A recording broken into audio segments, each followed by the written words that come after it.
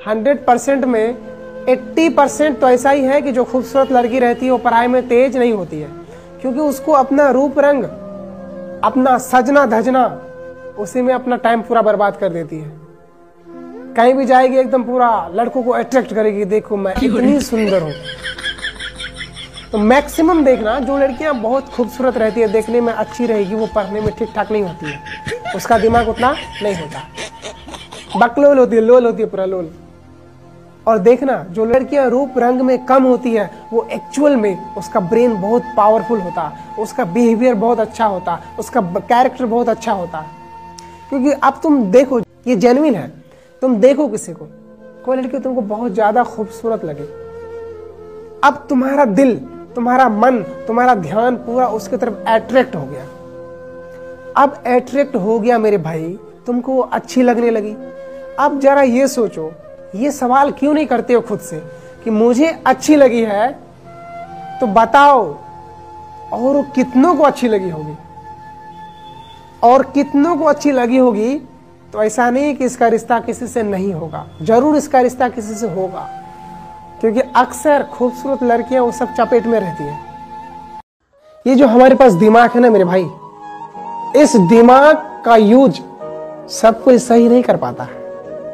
वैज्ञानिकों का कहना है कि हम अपने दिमाग का 0.01% यूज कर पाते हैं। अब सोचो मेरे भाई, जिस दिन 5% यूज हो गया उस दिन क्या होगा। एक साधारण आदमी से कुछ पॉइंट ज्यादा सोचता है वैज्ञानिक, जिसको हम लोग साइंटिस्ट बोलते हैं। इसलिए कहा जाता है कि पागल और साइंटिस्ट, वैज्ञानिक लगभग बराबर होता है।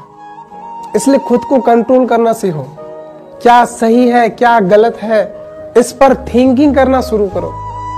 कोई भी काम कर रहे हो तो पहले सोचो कि ये सही है या गलत है, सही रास्ता में जा रहा है या गलत रास्ता में जा रहा है, इससे हमको रिजल्ट क्या मिलेगा, वहां तक सोचो, एंड पॉइंट तक सोचो। जब तुम एंड पॉइंट तक सोच सकोगे ना, तो कोई भी गलती नहीं होगा तुमसे।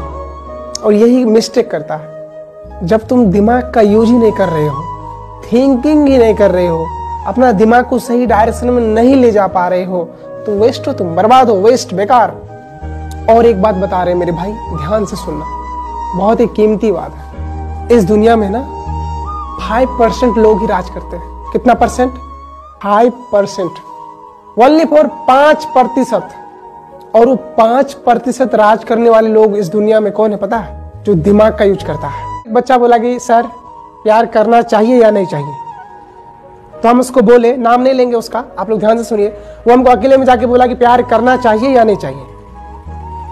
तो हम उसको बोले कि देखो, जिंदगी में सब कुछ करना चाहिए, सब कुछ करो, लेकिन उसका एक सही वक्त होता है, सही उम्र होता है।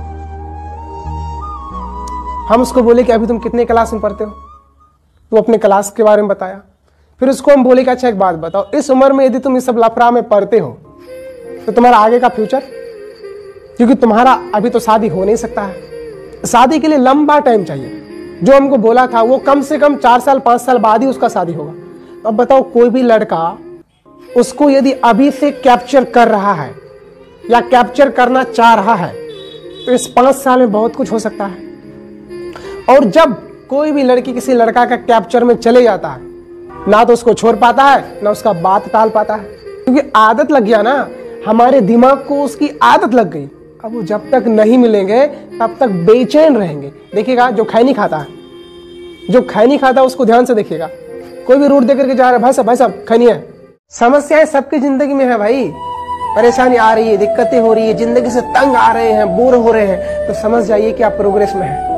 हंस रहे हो, जो आप पर हंस रहा है उससे कहो हंस रहे हो, हंसो, खुल करके हंसो, ऐसा वक्त लाऊंगा खुद ताली मारेंगे। एक कहावत है कि यदि आपकी जिंदगी में समस्या आए तो कभी परेशान मत होना, क्योंकि अच्छे रोल हमेशा अच्छे एक्टर को दिया जाता है। यकीनन वो दिन जल्द आने वाला है, इसलिए घबराइएगा नहीं कभी। घबराने से कभी मंजिल नहीं मिलती है, जाना है, आगे चलते रहना है।